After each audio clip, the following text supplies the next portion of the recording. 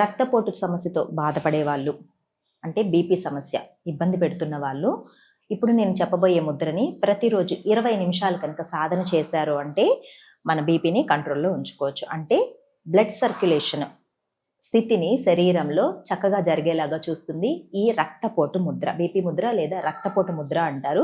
చూడండి ఎలా వేయాలి. 2 చేతుల్ని ఇలా చక్కగా స్ట్రెచ్ చేసుకొని మిడిల్ ఫింగర్ని, రింగ్ ఫింగర్ని మన అరిచేతిలో తగిలేలాగా ఇలా ఫోల్డ్ చేసుకోవాలి. చూడండి ఇలా ఫోల్డ్ చేసి చక్కగా మిగతా ఫింగర్స్ అన్నిటినీ ఇలా స్ట్రెచ్ చేసి ఉంచుకోవాలి లోపలికి.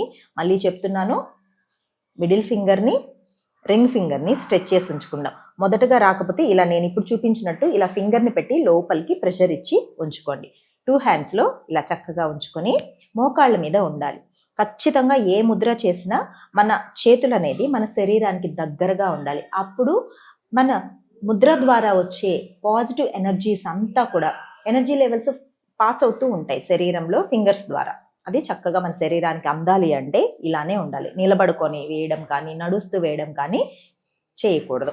ఇలా చక్కగా కూర్చొని ప్రశాంతమైన స్థితిలో ఇలా ఈ రక్తపోటు ముద్రని సాధన చేయడం ద్వారా లో బీపీ ఉన్న వాళ్ళైనా సరే, హై బీపీ ఉన్న వాళ్ళైనా సరే ఈ సమస్య నుంచి బయటపడడానికి మనకు ఈ రక్తపోటు ముద్ర చాలా చక్కగా ఉపయోగపడుతుంది.